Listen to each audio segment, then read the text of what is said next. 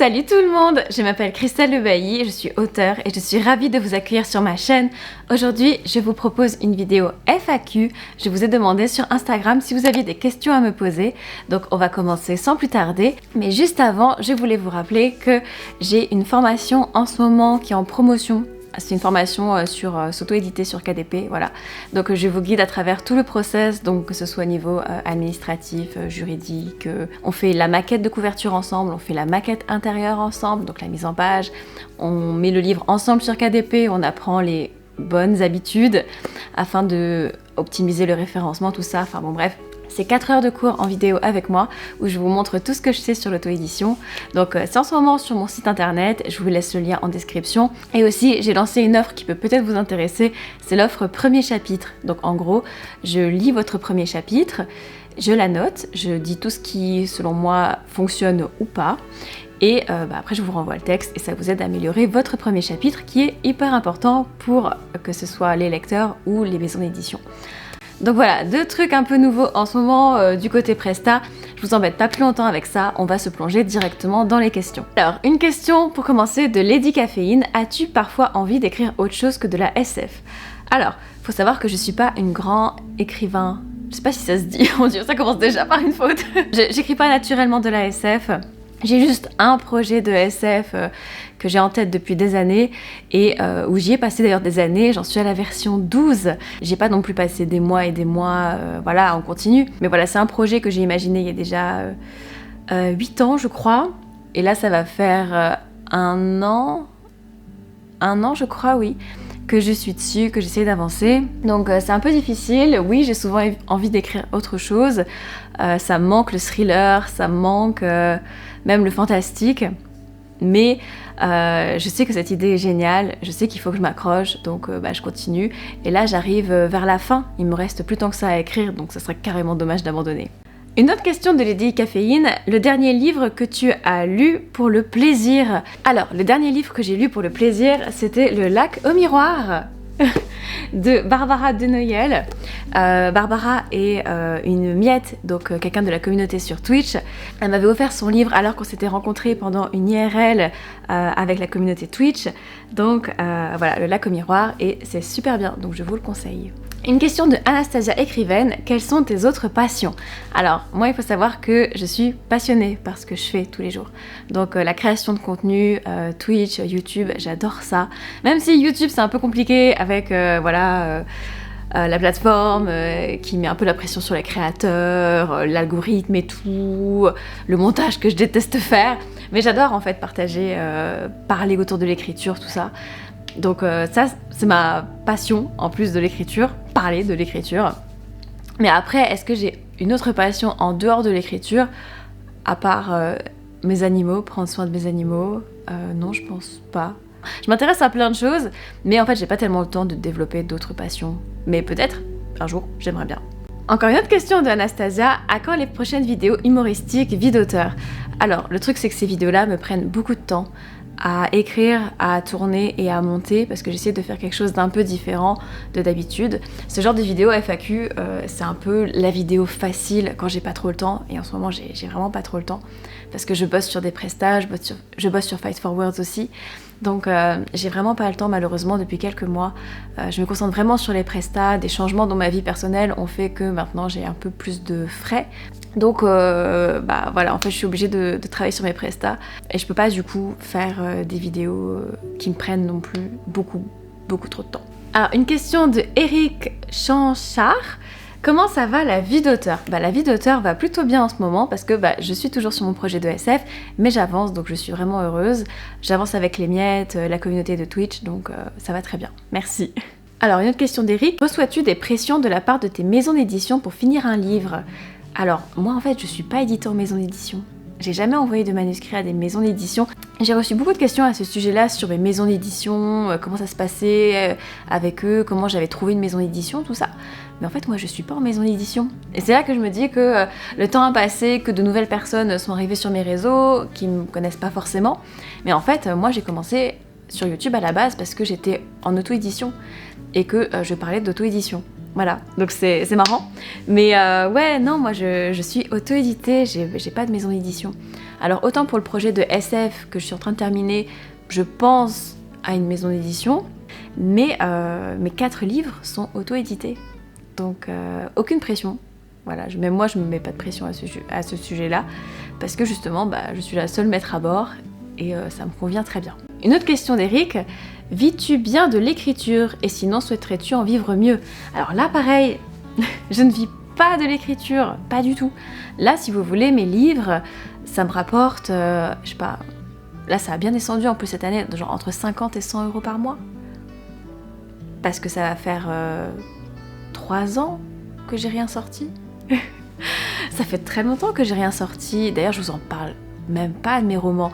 Ou alors je vous en parle en vidéo, mais c'est justement pour dire les défauts, dire ce que j'ai appris, tout ça, mais c'est pas tellement de la promo. Je fais aucune promo sur les réseaux, tout ça. Donc non, ça fait longtemps. Donc forcément, ça rapporte plus tellement d'argent. Et ça me convient très bien, c'est absolument pas un souci. Moi, en fait, je vis de mes prestations de bêta lecture, de mes formations, dont je vous ai parlé en début de vidéo. Il y a maintenant un peu, vous avez vu, de partenariats sur la chaîne YouTube, donc ça c'est cool. Mais avec Twitch et les partenariats YouTube, c'est ma source de salaire en fait. Voilà. Je peux pas du tout compter sur l'argent de l'écriture. J'ai essayé à un moment de vivre de l'écriture, j'avais un SMIC et tout, mais j'ai vu que j'arrivais pas à tenir la cadence, que pour ma créativité ça m'aidait pas du tout, enfin bon bref, je vous en ai déjà parlé, et c'est pas du tout un projet de vivre de l'écriture, vraiment. Ça me stresserait trop, je pense. Alors, une question de Enetaris Cosplay, ton entourage a-t-il des préjugés sur toi liés à ton métier d'auteur? Alors, des préjugés, non, je pense pas. Mon entourage est très fier de moi. Au début, ça a été compliqué, je vous le cache pas. J'en ai parlé dans un épisode de podcast, mais je sais que mes proches n'ont pas du tout compris ce que je voulais faire. J'avais des amis voilà, qui étaient là, oui, c'est bien d'avoir des rêves, mais là, c'est la réalité. J'avais les parents, bien sûr, qui s'inquiétaient pour mon avenir, au niveau financier, tout ça. J'ai fait mon truc dans mon coin, et puis voilà, je suis restée sur ma ligne. Après, encore une fois, je n'ai jamais prévu de vivre de l'écriture, j'avais mes prestations, j'avais des économies, je n'avais personne à charge. Voilà, je me suis pas lancée dans le vide, à prendre un crédit ou à multiplier les emprunts. Mais ouais, ça a été un peu compliqué à ce niveau-là, au début. Pendant quelques mois même, il y a eu pas mal d'inquiétudes de la part de mes proches, inquiétudes du coup qui se reflétaient un peu sur moi, enfin qui m'envoyaient un peu, et que je devais les rassurer alors que j'avais un peu autre chose à faire, genre me concentrer sur mon activité. Mais maintenant ça va très bien, maintenant c'est que du positif, tout le monde est très fier, ma famille me suit sur les réseaux, donc c'est très cool. Une autre question super de Enetaris Cosplay, comment vois-tu Fight for Words dans quelques années? Évolution du challenge, nouveau site, logo. Alors, Fight for Words, c'est mon challenge d'écriture, et l'objectif c'est carrément de concurrencer le NaNoWriMo. Ouais, rien que ça. En fait, je veux vraiment créer un challenge d'écriture francophone qui est beaucoup plus facile, je pense, à réussir que le NaNoWriMo, qui est fun, vraiment, où on oublie que ça peut être de l'écriture où on est tout seul, ou parfois on est triste et tout. Non, là c'est vraiment que de l'amusement, que du positif. Alors certes, tous les participants sont réunis en 2 équipes et l'équipe qui a écrit le plus gagne, entre guillemets, mais il n'y a rien à gagner, à part la satisfaction d'avoir avancé tous ensemble. C'est vraiment plus une motivation qu'une contrainte. Donc voilà, c'est carrément de dépasser le NaNoWriMo que voilà, les gens disent « Ah, oh, toi tu fais le nano ?» Non, moi je fais Fight for Words. C'est hyper prétentieux, mais je pense vraiment que ça peut marcher. Donc des évolutions, il va y en avoir pas mal. Déjà là, nouveau site. On va développer vraiment une identité visuelle autour de Fight for Words, vraiment une identité... ça va se voir sur le nouveau site, je l'ai montré à Twitch. Peut-être que je vous glisserai quelques slides. On va vraiment aller vers le concept de jeux vidéo particulièrement, parce qu'on est sur Twitch et c'est une plateforme historiquement pour le jeu vidéo. Vous verrez, il n'y a pas tellement de références à l'écriture sur le site, c'est parce que vraiment je veux aller à fond dans le côté jeu vidéo, guerre entre écrivains, tout ça, pour que ça nous challenge, pour que ça nous motive. Ouais, on va aller vers ça. C'est très spécifique, je pense, ça va pas plaire à tout le monde, mais c'est vraiment ce que j'envisage pour la suite. J'ai déjà prévu des améliorations du site, des ajouts pour rendre le truc encore plus amusant, mais ça va se faire au fur et à mesure parce que tout ça coûte des sous. Heureusement, la communauté Twitch est hyper investie dans le projet, ils m'aident beaucoup, que ce soit pour la motivation, mais aussi financièrement, avec les dons, en achetant des produits sur la boutique qu'on a mis en place, tout ça. On va également avoir un partenaire, encore une fois. J'ai lancé de nouveaux services, dont le premier chapitre pour financer. Mais voilà, Tout ça coûte des sous, donc on va améliorer le truc petit à petit jusqu'à ce que ça devienne le plus gros challenge d'écriture francophone.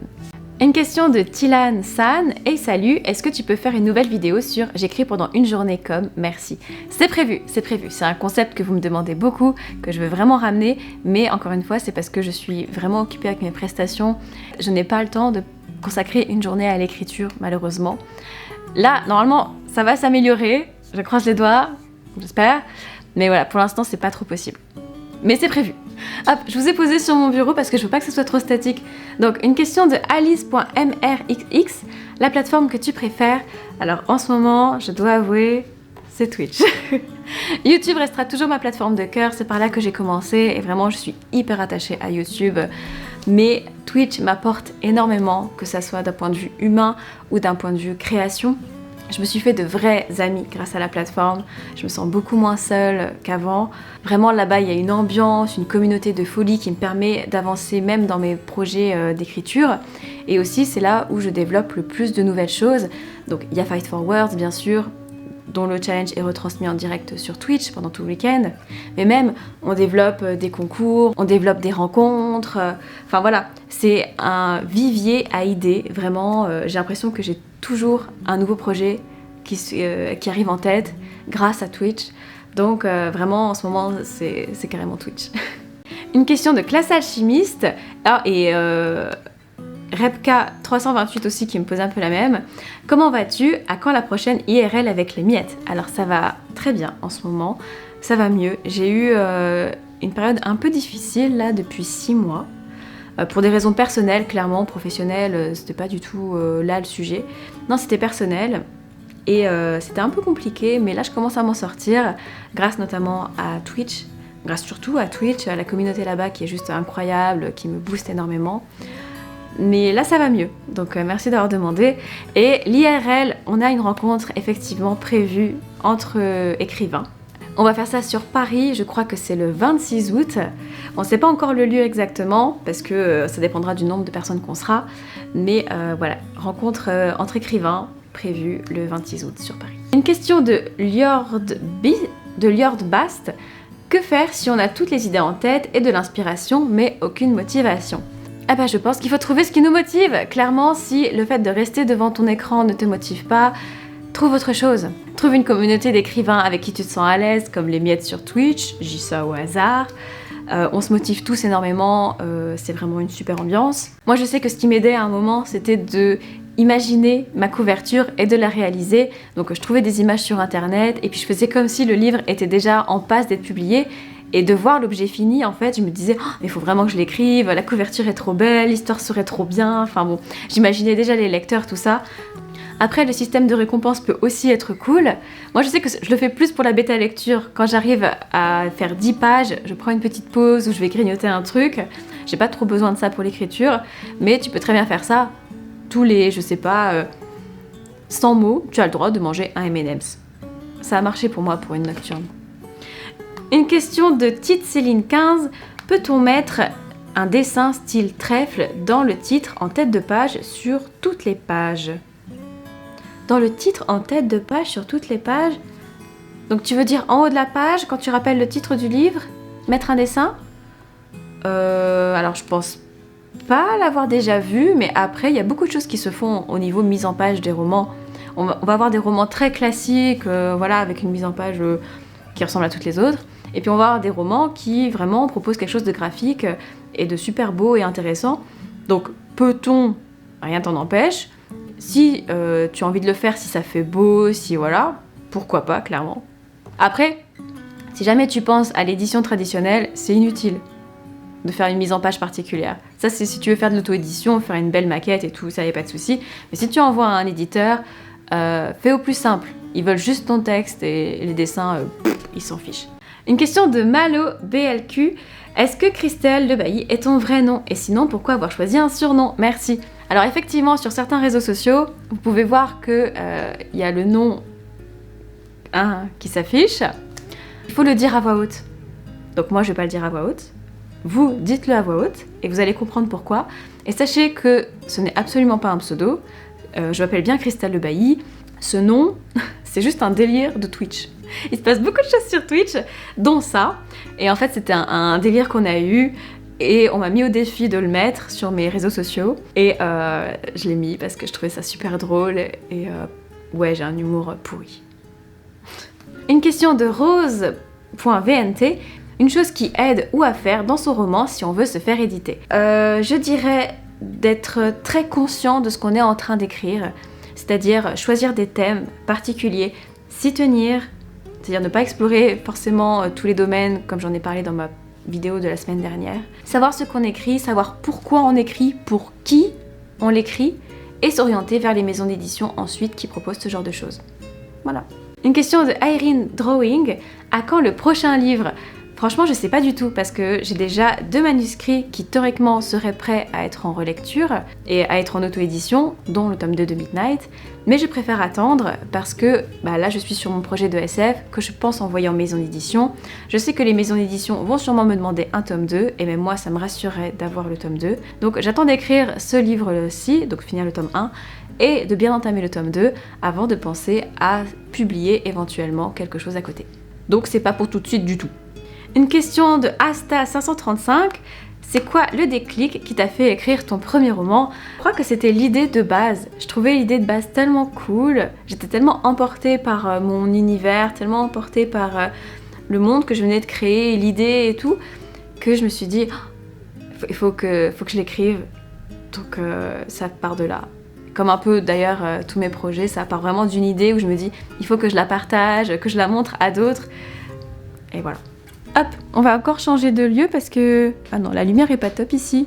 La lumière est mieux ici. Hop, je vous pose dans ma cuisine. Même si c'est pas très lumineux, c'est pas grave. Ah merde. Je suis trop basse. Voilà. C'est mieux comme ça. Une question de Maï.jlr. Y a-t-il eu d'autres métiers avant d'être écrivain ? Alors moi, je viens de l'édition en fait. C'est marrant hein, parce que le fait que je vienne de l'édition, c'était la raison pour laquelle il y avait des gens qui me suivaient au début. Parce que ça apportait une valeur ajoutée à mon discours, tout ça. Le fait que j'ai travaillé dans l'édition et les gens se disaient « Oh, elle est forcément sérieuse !» Mais maintenant, en fait, les gens qui arrivent sur mes réseaux, ils savent même pas ça. Donc je trouve ça cool, je trouve ça super. Mais ouais, en fait, moi, j'ai bossé dans l'édition. J'ai fait une formation en alternance pour travailler dans l'édition. À la base, c'était une formation pour travailler en fabrication, donc gérer tout ce qui est maquette, imprimeur, livraison, tout ça. Mais l'entreprise dans laquelle je travaillais, donc la maison d'édition, m'a mis au côté édito, avec les manuscrits, tout ça. Donc c'est un peu là que j'ai appris la plupart des choses que je sais aujourd'hui, qui a fait que maintenant je propose de l'accompagnement pour les auteurs au niveau édito. Et ouais, j'ai travaillé 4 ans là-bas. 4 ans. Et en parallèle, je me suis lancée sur les réseaux. Et voilà. Une question de Aurélien Boucher, auteur. Après presque 2 ans, que t'a apporté Twitch et la commu Miette ? Oh, énormément de choses. Déjà des super amis, vraiment des super copains sur qui je peux compter, qui sont toujours là pour moi. Encore ce week-end, ils sont venus, ils m'ont apporté des cadeaux, de la nourriture, on a fait un super live ensemble, parce que c'était mon anniversaire, donc...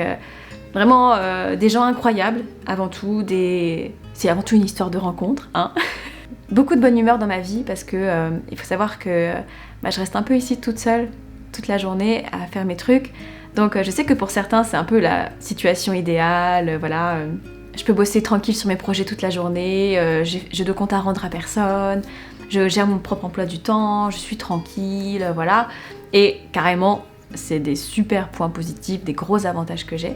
Mais à la longue, être tout seul, parce que je vis aussi toute seule, être tout seul, c'est un peu chiant. En fait, on rigole pas souvent. Moi, je suis pas du genre à me faire des blagues toute seule, à rigoler toute seule. J'ai pas beaucoup d'interaction avec les gens, on va dire. C'est hyper triste dit comme ça, mais ça s'améliore après. Ce qui m'avait conduit d'ailleurs à faire de dépression. Mais là, en fait, je suis de bonne humeur tous les jours parce que je fais live presque tous les jours. Donc tous les jours, je parle à des gens. Donc, bon, je parle un peu toute seule, mais eux ils répondent sur le chat. Mais voilà, on se lance des blagues, on raconte des anecdotes, on se rassure entre nous. C'est vraiment 2 heures de bonne humeur Twitch quotidienne. 2 heures que je n'avais pas avant, où je faisais 7h, 22h, boulot, toute seule, sans même ouvrir la bouche en fait, sauf quand je tournais une vidéo. Donc ça peut paraître bizarre, mais en fait je n'ouvrais pas la bouche. Juste ça, c'est bizarre comment j'ai fait. À part quand je parlais un peu à Merlin, mais vraiment, les vidéos, c'était le seul moment de la semaine où je souriais, parce que j'étais en tournage et je voulais pas déprimer les spectateurs, tout ça. Et ouais, c'était le seul moment où je souriais, où je parlais. Et c'est ça en fait qui a changé avec Twitch, c'est que ça m'a créé du lien social, ça m'a permis aussi d'avoir beaucoup plus d'assurance dans mon travail. Twitch a été vraiment une vraie révolution dans ma vie. J'ai eu une première révolution avec YouTube, et on va dire que Twitch, c'est la deuxième révolution que j'ai eue. Une question de Cinemax dit « Quelle est la vidéo de ta chaîne que tu préfères ?» Alors, c'est une des vidéos qui a le moins marché, et ce qui me rend triste, pour ça que je l'ai mis en avance sur ma chaîne YouTube quand on arrive, je crois que c'est quand on n'est pas abonné forcément, mais c'est la vidéo où je parle de l'écrivain, vous savez, tueur, celui qui s'était inspiré d'un meurtre qu'il avait commis pour écrire un livre, parce que j'avais passé énormément de temps au script et au montage, et vraiment j'avais adoré raconter cette histoire. En fait, moi j'adore raconter des choses, et le fait que la vidéo n'ait pas marché, ça m'avait un peu peinée, dans le sens où voilà, je m'étais vraiment beaucoup investie. Moi j'avais adoré la faire, j'avais adoré faire le montage, trouver les images, mettre des sons d'ambiance, tout ça, j'avais trouvé ça vraiment chouette. Alors je me dis peut-être que je l'ai pas suffisamment bien fait pour intéresser les gens, ou peut-être que je n'intéresse pas du tout les gens. Mais ouais, la vidéo a pas du tout marché, et c'est ma préférée, ma grosse préférée de loin sur la chaîne. Et enfin, une question de Le Monde de Laura. Coucou, est-ce que tu peux nous donner ton planning de la semaine détaillé s'il te plaît ? Alors, j'ai de longues semaines malgré tout, surtout depuis quelques temps maintenant que ça va mieux, j'ai repris un vrai rythme de croisière. Donc ce que je fais en fait, c'est que je me lève à 6h30, je me prépare tout ça, et je commence à bosser sur mes contenus jusqu'à midi. Donc entre temps j'ai sorti Merlin, j'ai fait un peu de rangement, tout ça. Mais voilà, je bosse toute la matinée sur mes contenus, maintenant que ce soit sur YouTube, TikTok, où j'essaye de proposer du contenu parce que c'est un peu là où le monde se trouve maintenant. YouTube, c'est un peu difficile pour les créateurs, moi y compris. Donc maintenant, il faut aller un peu plus sur TikTok, donc j'essaye de produire du contenu sur TikTok, mais clairement, c'est pas ma zone de confort. Donc voilà, je fais de la création de contenu le matin, je réponds aux mails, tout ça. Et l'après-midi, c'est généralement dédié à mes prestations. Donc c'est là où je vais lire les textes des auteurs, faire les bêta-lectures, tout ça, faire les formations aussi. Après, bien sûr, c'est un emploi du temps qui est carrément modulable, c'est-à-dire que, par exemple, ces derniers temps, j'ai été beaucoup en retard sur mes prestations, donc clairement, la partie création de contenu le matin, c'était c'était évacué, quoi. Je me concentrais principalement sur les bêta-lectures, c'est pas du tout quelque chose que je fais en plus de ma création de contenu, c'est la création de contenu qui est en plus de mon activité de bêta-lecture.